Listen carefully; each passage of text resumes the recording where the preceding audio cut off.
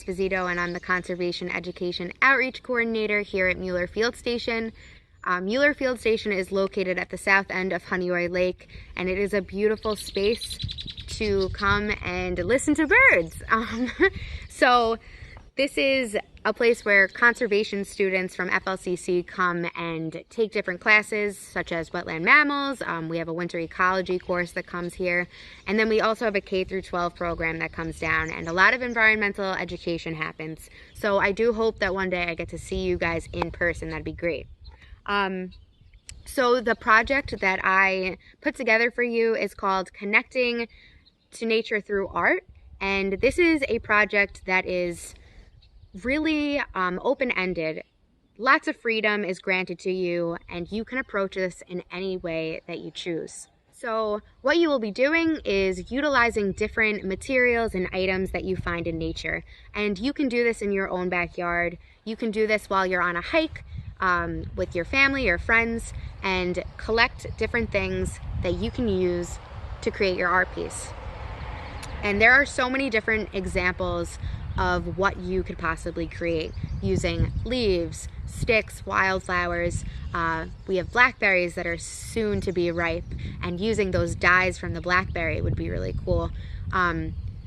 Stones, dead insects, really whatever you can get your hands on and whatever you feel comfortable touching and using. So there are so many different directions you can go in with this project, and that could look like a sculpture, it could look like a painting or a collage, it could look like some jewelry or a bouquet, and the list really goes on. So again, there aren't too many requirements for this project, but there are a few. One of the requirements for this project is you must use 3 to 10 or more different items in your creative piece. And of those 3 to 10 or more items that you use, you need to identify 3 to 5 of those items. And what I mean by that is actually looking at the species, perhaps of a leaf, and figuring out what kind of leaf that is. So for example, I found a leaf on the floor and it's an oak leaf, and I found that out by maybe asking my mom, or maybe just researching it online or a field guide. So really whatever available resources there are for you. Some other requirements for this project are you need to come up with a title for your piece and then a short description of your piece. And this could be super simple, or you can make it reflective. You can maybe tie in a poem, really whatever you want the description to be. You can simply talk about what items you used in your piece and your vision behind it. When we do present this project, you can bring the piece physically to the meeting online, or you can take a picture of it. If it's not something that you can move because you created it in maybe some soil, or it's big stones, or whatever it is, a picture will always do. And maybe just take a picture no matter what, because you never know if like your dog's gonna mess it up, or like your little brother's gonna mess it up, or whatever the case is. And I have a kitten right now, so I'm just thinking in that way. I also wanted to mention to you that if you plan on creating some sort of painting or a collage, please feel free to use paper, use a scrap piece of cardboard to glue your items on, or tape, or whatever you have. That's totally acceptable. Really looking forward to what you guys come up with and sharing this with everybody. It's just gonna be really cool. And I do hope that you guys get to go out in your backyard, in the park, wherever you choose, and really look around you, see how much stuff, how much difference and variety there is in this world. So enjoy, you guys.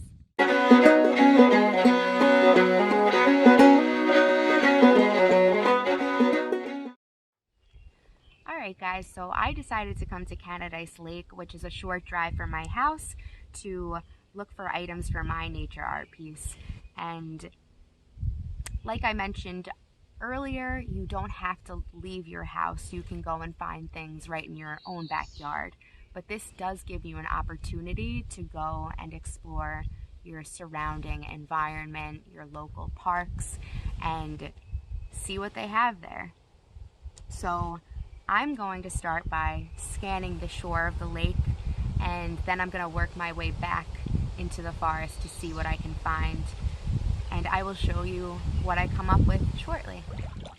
Alright, so I have been exploring the shoreline and have come across some really cool items that I'll be using in my nature art piece, and here they are.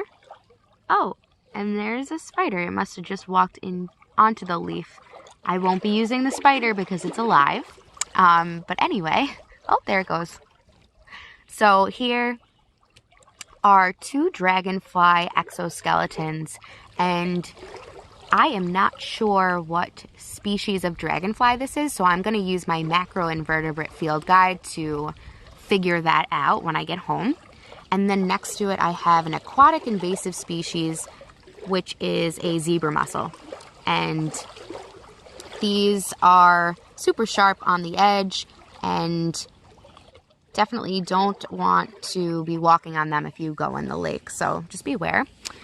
And now I'm going to make my way into the forested habitat and see what catches my attention. Alright, so I am surrounded by a small stand of red pines, and that's one right in front of me. And on the ground right next to this red pine, there are pine cones. And I really love pine cones, so I'm gonna definitely collect these.